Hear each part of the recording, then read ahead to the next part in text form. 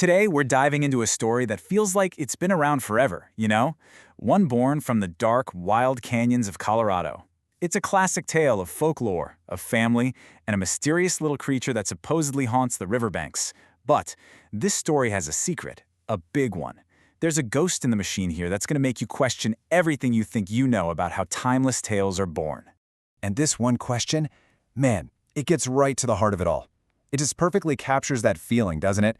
When you're somewhere ancient and wild, and that line between what's real and what could be real just starts to get a little blurry. It's the perfect way to set the stage for where we're headed. All right, so our story starts at a river with a name that, I gotta say, sends a little shiver down your spine. The Animas River, a place the Spanish centuries ago called the River of Lost Souls. So picture this. We're in southwestern Colorado, this place of just rugged, stark beauty. The Spanish named this river for the souls of the dead who couldn't find rest. I mean, talk about setting a mood, right? And the descriptions just pull you right in. These deep, dark canyons, cottonwood trees the color of old gold, and that impossibly deep blue sky you only see way up in the mountains. It feels ancient. It feels like a place where legends aren't just told, they're born. And of course, in a place like this, you just know there are going to be legends. This river, it's said to be the hunting ground for a very particular kind of creature. One with a pretty legendary secret of its own, the Gamusino. Well, here's the secret, the big punchline. The Gamusino isn't real. It doesn't exist.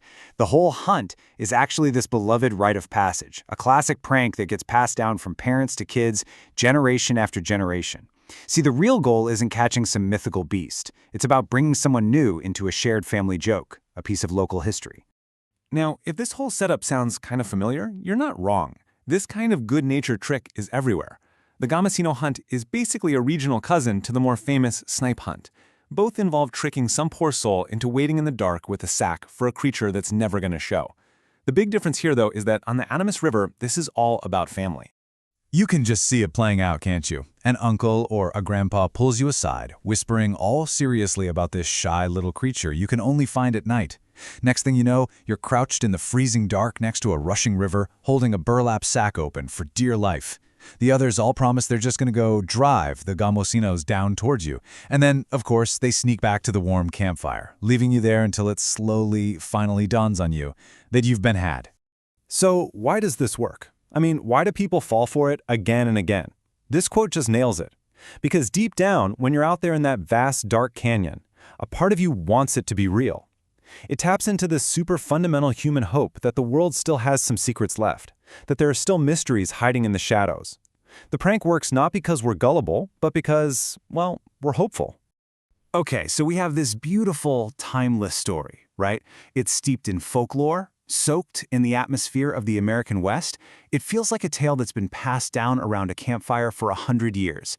But this is where the story takes a sharp, totally unexpected turn. This is where we find the ghost in the machine.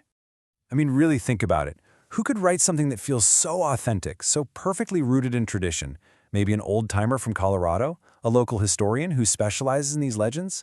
The answer is probably not what you're thinking. Not even close. It turns out this story, which is called Las Animas Perdidas, was written by an author named Franco Arteseros in collaboration with an AI, specifically Anthropic Claude.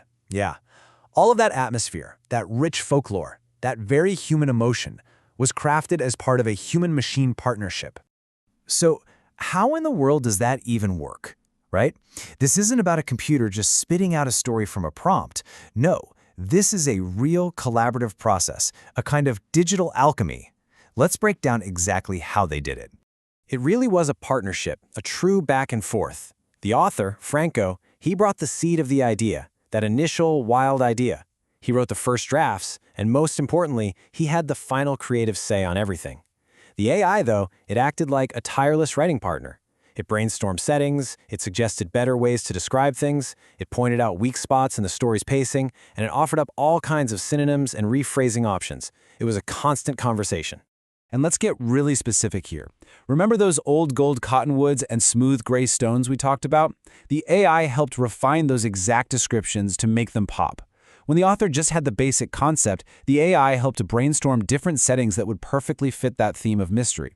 It even helped generate chunks of text to just keep the creative momentum going, making sure that every single part of the environment supported that spooky, supernatural feeling. So what does all of this mean for the future of writing and storytelling? Well, it points to a really new kind of creative process, something the author calls the symbiotic pen. And the key word here, the one to really grab onto, is symbiotic. This is not about AI replacing human writers. Not at all.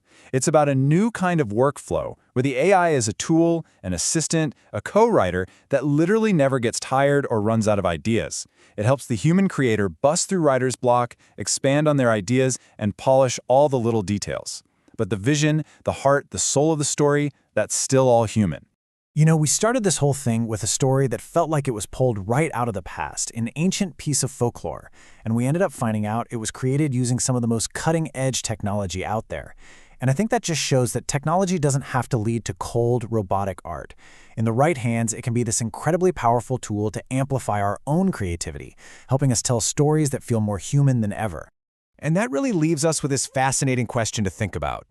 We just saw how an AI helped breathe new life into an old legend.